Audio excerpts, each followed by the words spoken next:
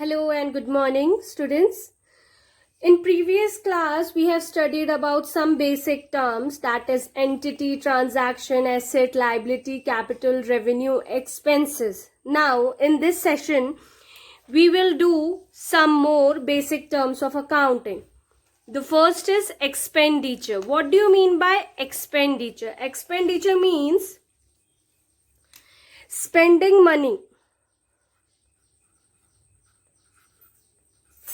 Spending money or incurring a liability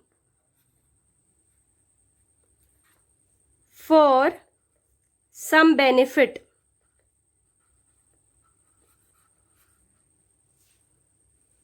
Okay, it means if we take some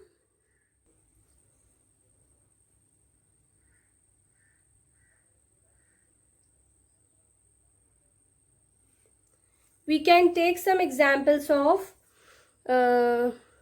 payment of rent.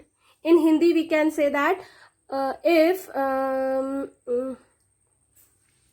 हमने किसी भी labour से काम करवाया है अपनी कंपनी के बेनिफिट के लिए, ठीक है, फिर उसको हम क्या कर रहे हैं, पेमेंट कर रहे हैं, उसकी सैलरी दे रहे हैं, तो वो होता है एक्सपेंडिचर. एक्सपेंडिचर एक्सपेंसेस में बहुत डिफरेंस होता है. एक्सपेंसेस मतलब होता है जो कॉस्ट इंकर्ड हो रही है बाय अ बिजनेस. जब अपन कोई भी प्रोसेस में अर्निंग करते हैं, कुछ भी एक्स्ट्रा इनकम, तो वो होती है एक्सपेंसेस के अंदर. एक्सपेंडिचर में कुछ चीजें, स्पेंडिंग मनी, अगर कुछ बेनिफिट अपन को पाना है तो उसके लिए अपन को कुछ पैसे देने पड़ेंगे. मीन्स है इसका कि हम कोई भी अमाउंट दे रहे हैं एक मजदूर को, एक लेबर को, हम क्या कर रहे हैं, पैसे दे रहे हैं, उसने हमारी कंपनी में सर्विसेज प्रोवाइड की उस लिए. ओके, नेक्स्ट है आपका प्रॉफिट.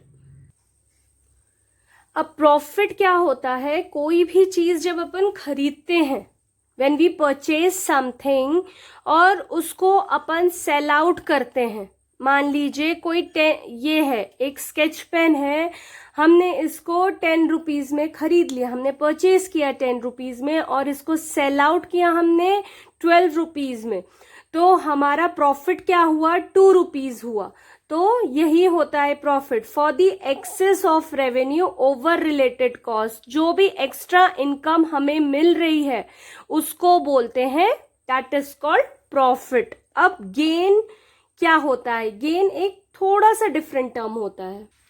अब गेन क्या होता है, gain means it is use for profit of an irregular nature.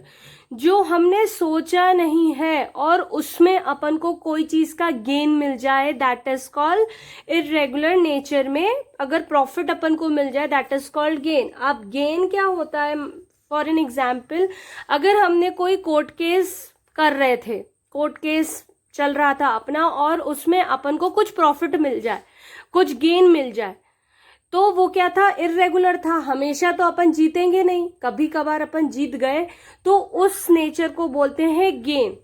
या तो मान लीजिए ये मैंने जैसे स्केच पेन का एग्जाम्पल दिया था, अगर हमें रोज इस चीज को मिल रहा है, इस चीज का प्रॉफिट मिल रहा है, तो उसको प्रॉफिट बोलेंगे. हमने अपने दोस्त के लिए खरीदा स्केच पेन 10 रुपए में और उसको 12 रुपए में दे दिया, तो ये क्या है, हमने पहली बार किया या एक ही बार किया, तो ये क्या हो गया, आपका गेन हो गया. ओके, अब आया आपका लॉस. अब what do you mean by loss, loss money, loss मतलब money is worth given up without any benefit in return. कुछ भी बेनिफिट नहीं मिला हमें रिटर्न में, उसको बोलते हैं लॉस. अब डिस्काउंट क्या होता है, डिस्काउंट कोई भी जो प्राइस है, अब अपन डिस्काउंट की बात कर रहे हैं, मैं द डेफिनेशन पहले लिख देती हूं. इट इज अ डिडक्शन और an allowances from the price of goods made by the seller to the buyer. अब ये वो डिडक्शन होता है और एन अलाउंस होता है from the price of goods, जो प्राइस गुड्स की होती है जो सेलर ने बनाते हैं और सेलर उसको बेचता है, जो डिफरेंस होता है। मीन्स मान लीजिए हमने 100 रुपए का कोई पेन खरीदा, ठीक है, वो बायर की प्राइस है, सेलर की प्राइस है 100 रुपए, और हमने जब उसको खरीदा तो उसने हमें 10% का डिस्काउंट दे दिया, मतलब हमें वो 90 रुपीज का दे दिया उसने। तो ये क्या हुआ, जो सेलर की प्राइस थी उससे डिफरेंट था बायर का प्राइस। तो वो जो डिडक्शन हुआ 100 माइनस 10% किया तो 90 हुआ, तो 90 रुपीज में हमें पेन मिल गया, तो वो हमारा 10% का डिस्काउंट हो गया। ओके। अब वाउचर क्या होता है? वाउचर एक रिटन एग्रीमेंट होता है या रिटन डॉक्यूमेंट्स होता है जिसके सपोर्ट में अपन एक बिजनेस ट्रांजैक्शन करते हैं।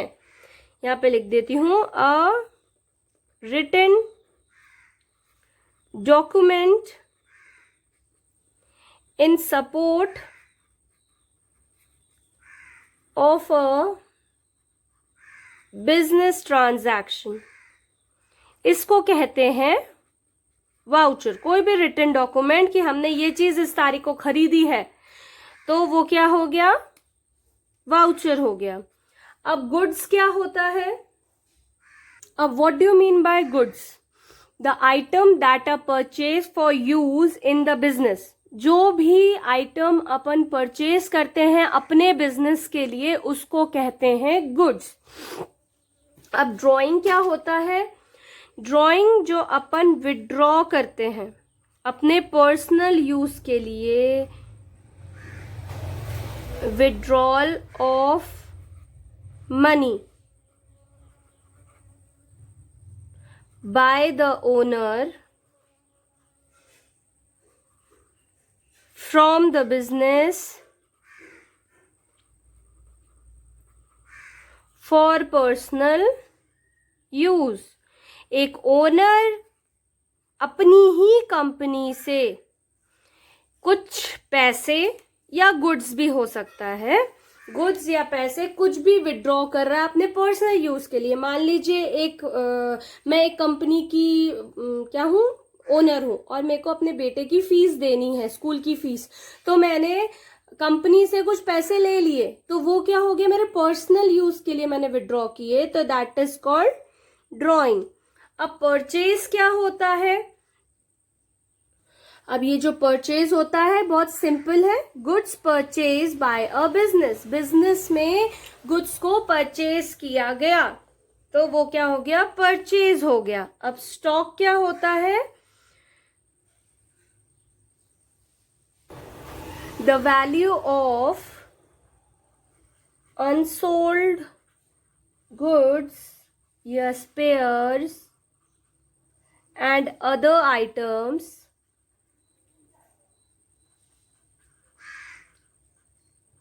lying in a business concern on any given date। कोई भी जो भी गुड्स हैं या स्पेयर्स हैं बिजनेस के स्टॉक में रखा हुआ है एक गिवन टाइम के लिए, उसको हम स्टॉक बोलते हैं। अब डेप्टर्स क्या होते हैं? अब डेटर्स मतलब debtors is a person who ओज मनी, मतलब जो उधार में पैसे लेता है, ठीक है। अ डेटर इज अ पर्सन और एंटरप्राइज दैट ओज money.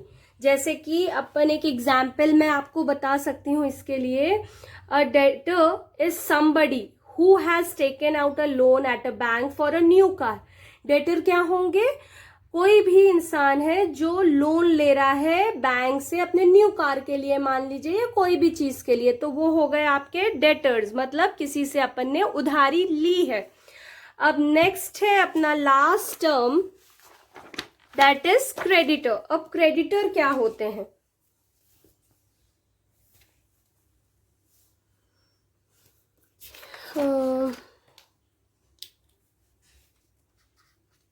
A creditor is a person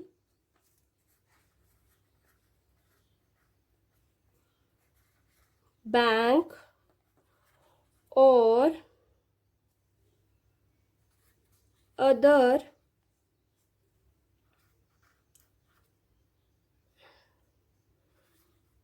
enterprise that has lent money or extended credit to another party. Creditor क्या होता है? जो उधार में पैसे देता है, ठीक है.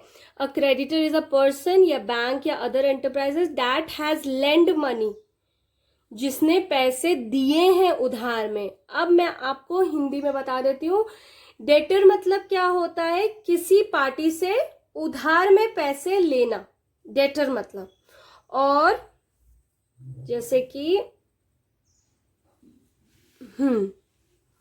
डेटर मतलब किसी पार्टी से उधार में पैसे लेता है और किसी पार्टी को उधार में पैसे देता है, ठीक है. ये मैंने नॉर्मल टर्म्स में आपको बता दिया है कि डेटर और क्रेडिटर क्या होते हैं. तो स्टूडेंट्स, आज अपन ने कुछ और टर्म्स कंप्लीट किए. उम्मीद करती हूँ कि आप लोगों को सब ये टर्म्स समझ में आए होंगे. क्या क्या मैंने आपको पढ़ाया. ये रहा आपका फर्स्ट चैप्टर. ये फर्स्ट चैप्टर कंप्लीट हुआ है.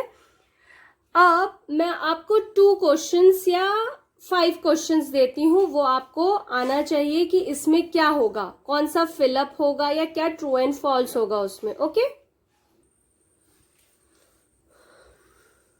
ये है मैचिंग टाइप क्वेश्चंस. अब पहले कॉलम में दिया हुआ है first goodwill, second tangible assets, third working capital, fourth drawing, fifth liquid asset, six feature of transaction. और यहाँ पे कॉलम ए में दिया है, कॉलम सेकेंड में ए में दिया are assets which can be seen and touched, B difference of current asset and current liability, C an intangible assets, D the amount withdrawn by owner, E it involves purchasing and selling, F current asset minus bracket में stock plus prepaid expenses. अब इसमें क्या क्या होगा आप मुझे बताएंगे next video में, और कमेंट सेक्शन में भी आप बता सकते हैं. Then fill in the blanks. Goodwill is and dash asset. Goodwill कौन सा एसेट होता है? Second, bill payable is a dash liability. Bill payable कौन सी लायबिलिटी होती है? Next, a businessman is said to be dash when he is unable to pay his liability in full. इसमें कौन सा फिल इन द ब्लैंक्स आएगा? थोड़ा सा सोचिए फिर बताइएगा. फिर next, answer the following in one word. पहला फर्स्ट है, those asset which do not have a physical existence is called. वो एसेट जिनकी फिजिकल एग्जिस्टेंस नहीं होती. Second, give an example of current asset. फिर third, give an example of current liability. Fourth, give an example of livestock. Fifth, a डेप्ट which is irrecoverable is called. तो ये आपके questions है, ये आप करके कमेंट सेक्शन में बताइएगा. आगे की क्लास में अपन डाउट्स क्लियर करेंगे. अगर कोई भी डाउट है तो कमेंट सेक्शन में लिखिएगा. Okay, bye, study well, take care बेटा.